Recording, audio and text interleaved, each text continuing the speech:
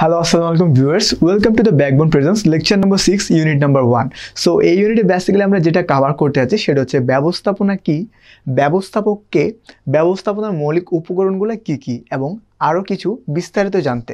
So শুরু করা যাক দেরি না করেই। প্রথমে আমাদের দেখা যাচ্ছে ব্যবস্থাপনার ধারণা।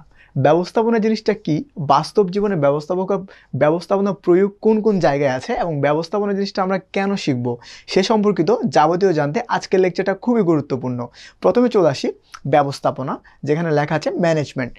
ছোট একটা ট্রিকি টার্ম আছে, একটু ভালো মতো খেয়াল করি। এই যে ম্যানেজমেন্ট শব্দটা লেখা আছে, ম্যানেজমেন্ট শব্দটাকে যদি আমি ভাগ করে ফেলি, একটু খেয়াল করি।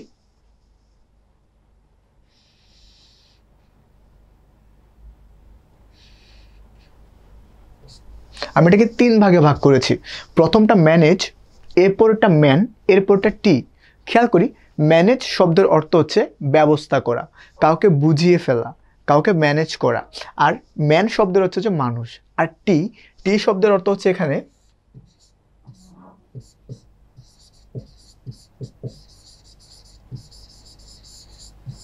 ট্যাক্টফুলি, মানে কৌশলে। অর্থাৎ ব্যবস্থাপনা বা ম্যানেজমেন্ট শব্দটার আবিধানিক বাংলা অর্থ হচ্ছে মানুষকে কৌশলে পরিচালনা করা বা ব্যবস্থা করা, এটাকে বলা হচ্ছে ব্যবস্থাপনা। সো এটা ছিল একটা ইনফর্মাল ডেফিনেশন। যদি আমরা ফর্মাল ডেফিনেশনে চলে যাই তাহলে আমাদের বলতে হবে ব্যবস্থাপনা হলো প্রতিষ্ঠানে নিয়োজিত মানবীয় এবং অমানবীয় উপকরণাদিকে যথাযথভাবে কাজে লাগিয়ে প্রাতিষ্ঠানিক লক্ষ্য অর্জন নিশ্চিত করার একটি কৌশল। এখানে একটু থামি, আমরা একটু খেয়াল করি কি শব্দ আমাদের এখানে চলে এসেছে। ফার্স্ট অফ অল বলা হয়েছে ব্যবস্থাপনা হলো প্রাতিষ্ঠানিক বা প্রতিষ্ঠানে নিয়োজিত মানবীয় এবং অমানবীয় উপকরণাদি। সো প্রথমে আমাকে জানতে হবে মানবীয় উপকরণাদি কি হতে পারে, অমানবীয় উপকরণাদি কি হতে পারে। ফার্স্ট অফ অল মানবীয় হচ্ছে মানব সম্পদ, হিউম্যান রিসোর্স। আমাদের মানুষের যে মেধা আছে, ক্ষমতা আছে, পাওয়ার আছে, এগুলো যখন ইউজ করা হয়। আর অমানবীয় হচ্ছে মানব উপকরণ বা মানবীয় বা হিউম্যান রিসোর্স ছাড়া বাকি যত ধরনের রিসোর্স দরকার আছে, যত ধরনের অবজেক্টসের দরকার আছে, তা হচ্ছে অমানবীয় উপকরণ। হতে পারে ফার্নিচার্স, হতে পারে ফিজিক্যাল কোনো রুম, হতে পারে অন্য কোনো কিছু, বিল্ডিং, কোনো ডিভাইস হতে পারে, সব কিছু অমানবীয় উপকরণাদি। তার মানে মানবীয় উপকরণ এবং অমানবীয় উপকরণ, এই দুইটা জিনিসকে একসাথে ব্যবহার করে যখন প্রাতিষ্ঠানিক লক্ষ্য অর্জন করা হয় এবং লক্ষ্য অর্জনের জন্য একটা কৌশল বের করা হয়, তখন আমরা তাকে বলছি ব্যবস্থাপনা। এ পর্যায়ে আমরা যেটা শিখব, দুইটা ইম্পর্টেন্ট টার্ম, আমরা সে দুইটার মধ্যে কনফিউজড হয়ে যাই। খেয়াল করি, ফার্স্ট অফ অল বলা হচ্ছে কার্যকারিতা, এরপর বলা হচ্ছে দক্ষতা।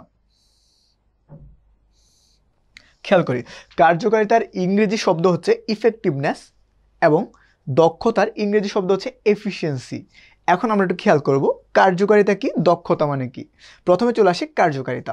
সঠিক কাজ করার সামর্থ্যকে কার্যকারিতা বলে।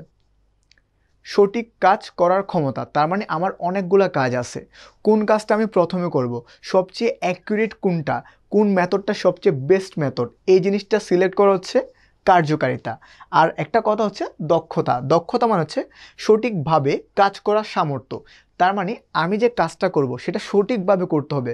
একটা হচ্ছে কাজ সিলেকশন, আমার 4টা কাজ আছে, তার মধ্যে কোন কাজটা আমি প্রথমে করব, তারপরে কোন কাজটা করব, তারপর কোন কাজটা করব। এটা হচ্ছে কার্যকারিতা, যেটাকে বলা হচ্ছে ইফেক্টিভনেস। এরপরে চলে আসছে এফিসিয়েন্সি মিন্স আমি একটা কাজ করব, কাজটা কত ভালোভাবে করা যায়, কত কম সময়ে কম টাকা খরচ করে কাজটা আমি আদায় করে নিতে পারি। একটু ডিটেলস বলতে গেলে এখানে লেখা আছে কম সময়ে অথবা স্বল্প খরচে।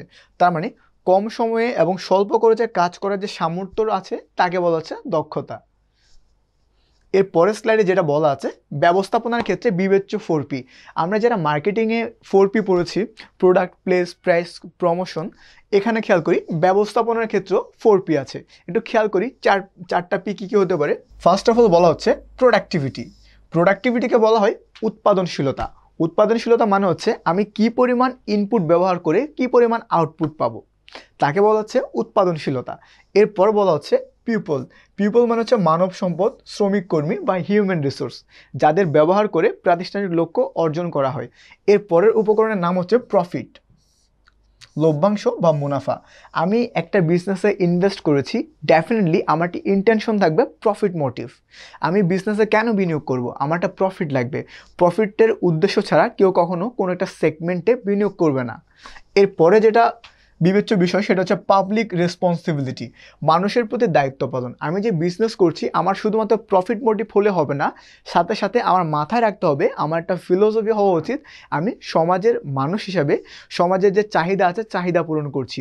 মানুষের প্রতি আমি একজন মানুষ হিসেবে, আমার ব্যবসা হিসেবে আমার সমাজের যারা মানুষ আছে তাদের যে দায়িত্বগুলো আমার পালন করা উচিত আমি সেই দায়িত্বগুলো পালন করছি, যাকে বলা হচ্ছে পাবলিক রেসপন্সিবিলিটি অথবা মানুষের প্রতি দায়িত্ব পালন অথবা সমাজের প্রতি দায়িত্ব পালন বৃহত্তর স্বার্থে। এরপরে খেয়াল করি ব্যবস্থাপনার মৌলিক উপকরণ 6M, যেটার বেসিক্যালি প্রবর্তন করেছে টেরি অ্যান্ড ফ্র্যাঙ্কলিন। তো এটা একটা এমসিকিউ হিসেবে আসতে পারে, ব্যবস্থাপনার মৌলিক উপকরণের প্রবক্তাকে, তখন তোমাকে অ্যান্সার করতে হবে টেরি অ্যান্ড ফ্র্যাঙ্কলিন।